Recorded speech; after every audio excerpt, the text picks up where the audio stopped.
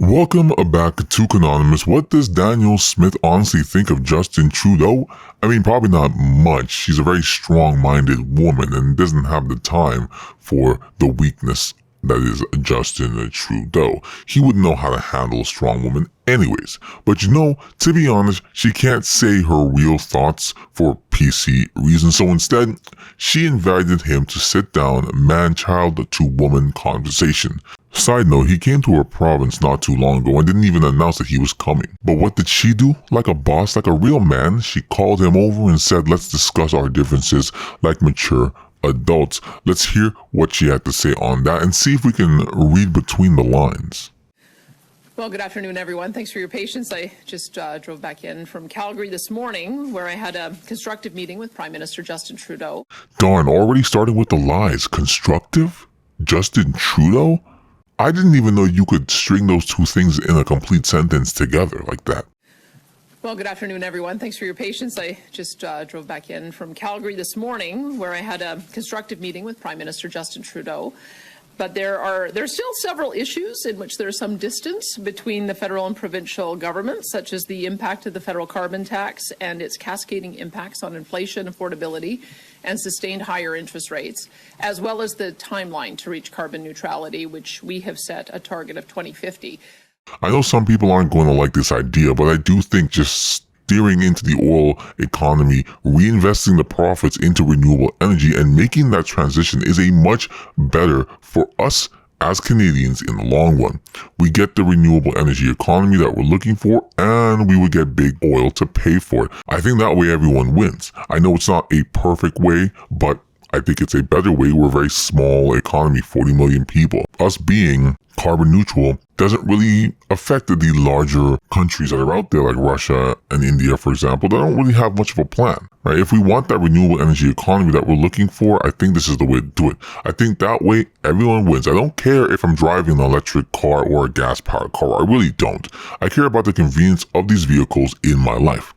Canada is already massively behind in technical innovation.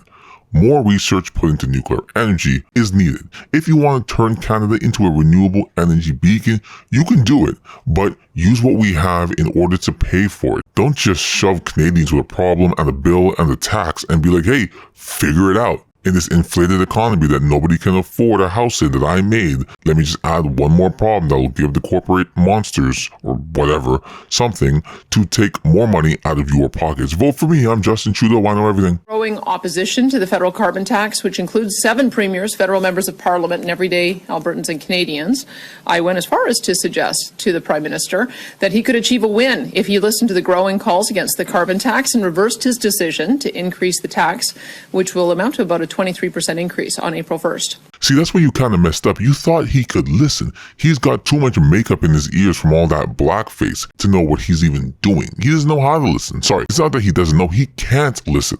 He just can't hear anything. So when he hears you say axe the tax, he hears max the racks, which really doesn't mean anything. But that's what he hears. So to him, everyone else is talking nonsense, and he's the only one that's actually got any real ideas of what's going on in the world.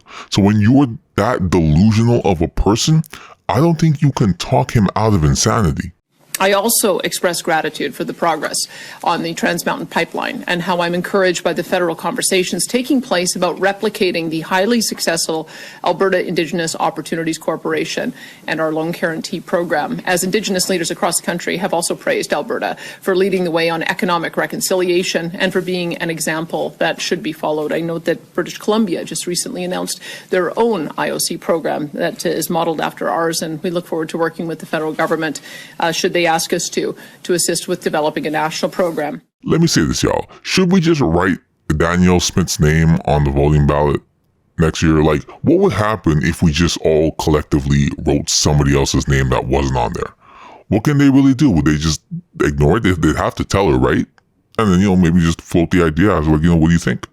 You think you want to run Canada? I think she would do a great job. I think she would be great at the job. And lastly, I highlighted Alberta's plans to collaborate further with First Nations on issues such as mental health and addiction, infrastructure and housing.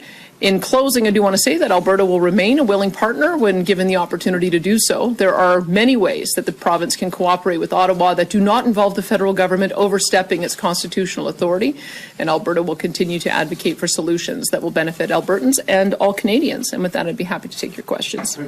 Basically, to summarize, she's saying, Trudeau, we know what we're doing over here. So next time you're coming, come here looking all pretty, get your hair done, get some nice proper shoes, a proper suit. Make sure to bring that bag though, because we don't need your ideas. We just need nice face and some cash. Because obviously you have a non-stop agenda to control the entirety of Canada exactly the way and direct it in the way that you want it, which I mean, he's the prime minister and a ruler of a country. I could even understand the desire to do that, but we do have laws in place and you can't step over your boundaries whenever the hell you feel like it. Emergency Act. Investigation. Excuse me. Anyways, this is especially true if you're a ruler of a free democratic country. Can't do that. Can't do whatever you want. Our laws are literally for people like you, so you can't do that. Thank you. A different topic. This week, Nenshi entered the NDP leadership race. He had some strong words about you. He said he's known you for 30 years. You were in school together, but he said your government is not just incompetent, but immoral and dangerous. So do you have any comment about him jumping in and then his rhetoric towards you?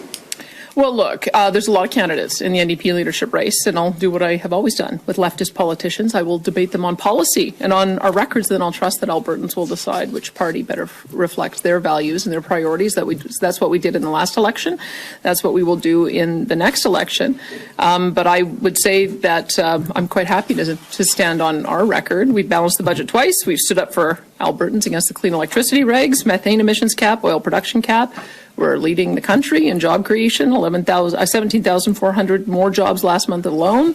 We're leading on venture capital investment, $707 million in venture capital funding. Ouch. I mean, she basically said, sit down, you're a nobody. I run this and I run it well. Jason Nixon, for example, was comparing him to Stalin yesterday. So even though you don't want to get into name-calling each other, will you tell your ministers not to do the same thing, or is it fair game to? I would have to say that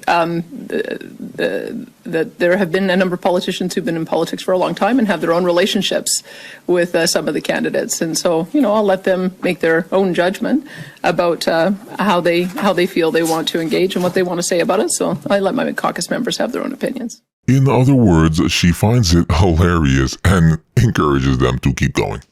That's it for today. Just some jokes on the side. Like, comment, and subscribe, and come back for more.